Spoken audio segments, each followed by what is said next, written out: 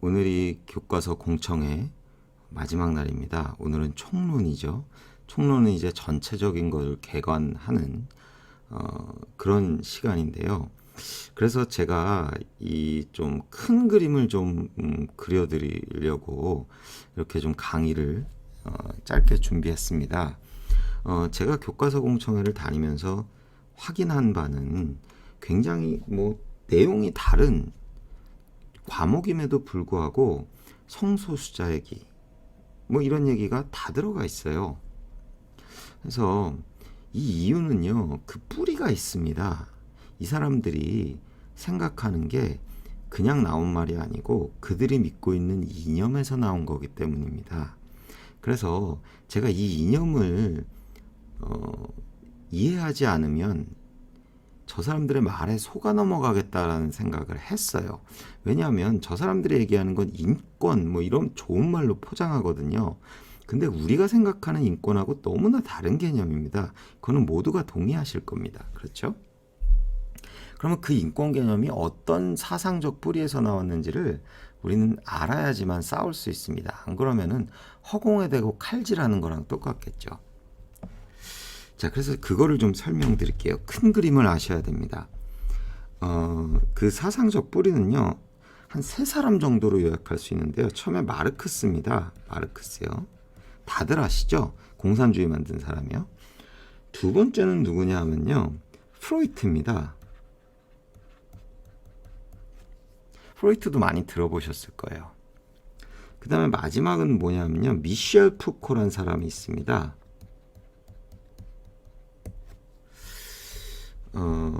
이 세 사람을 중심으로 제가 좀 설명을 해드릴게요.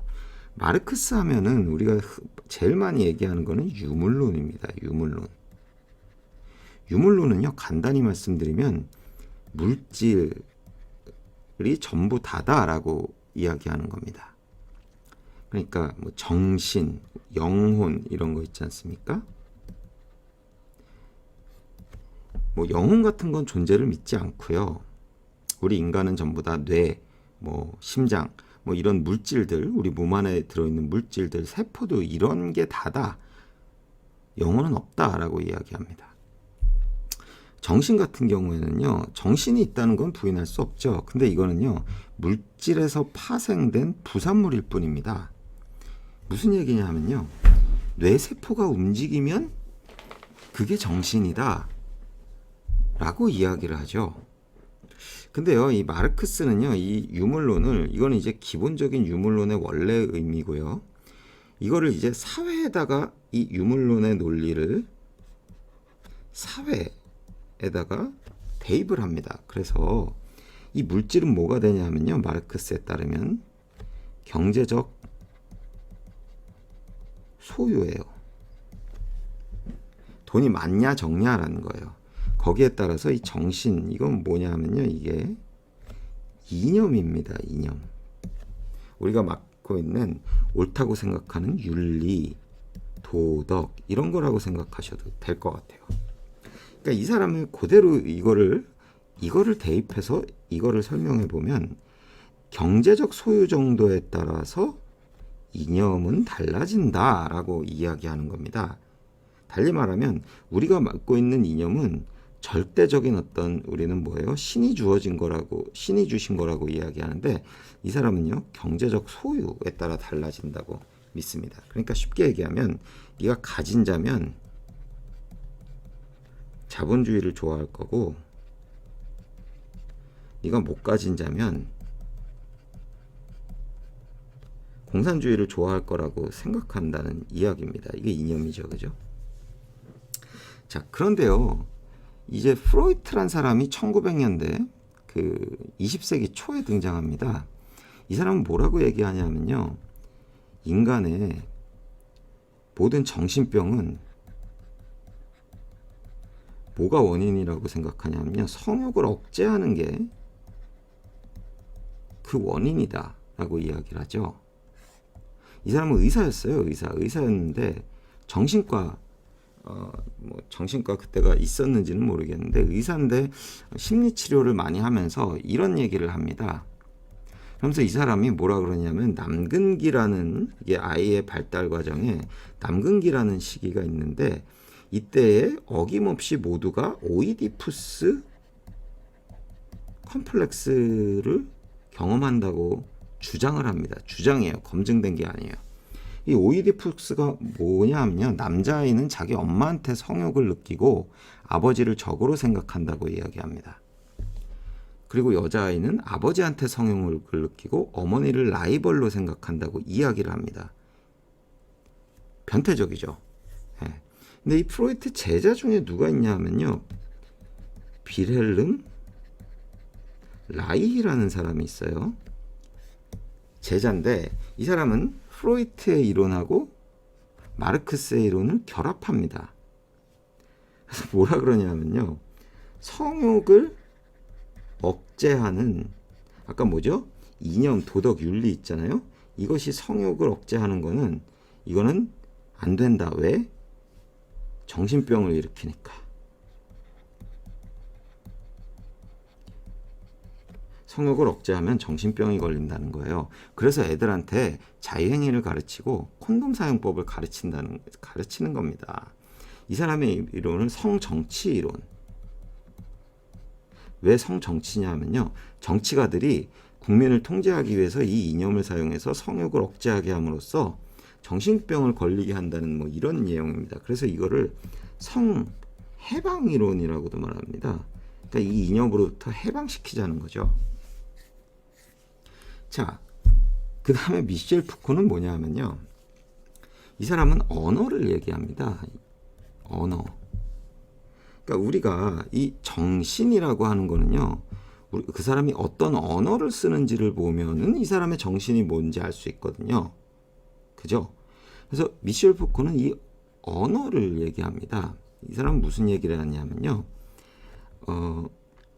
우리가 쓰는 언어라고 하는 것이 어떤 진리, 어떤 혹은 사실, 진실, 이런 거를 표현하는 수단이 아니고요. 사회의 다수자 혹은 주도권을 진 자, 혹은 이게 이제 영어로는 헤게모니라고 하는데, 이런 사람들이 소수자를 억압하기 위해서 이 언어를 만들어낸 것이다 라고 얘기합니다. 이 마르크스 이론하고 거의 비슷하죠. 그죠? 이념이라고 하는 거는 뭐 물질에 따라서 달라진다, 뭐 가진 자와 못 가진 자에 따라서 이 두 가지가 나뉜다는 거랑 거의 비슷한 얘기입니다. 이 사람도 마르크스 주 계열의 사람이거든요. 그래서 우리가 이 사람들이 하는 건 뭐냐면요, 언어를 지배합니다. 언어를 지배해요. 그 지네 멋대로 언어를 교묘하게 재해석해가지고 지네끼리 말을 쓰기 시작하고, 거기서 끝나는 게 아니고 이거를 대중에게 강요합니다. 지네들의 언어를, 인권 같은 거요.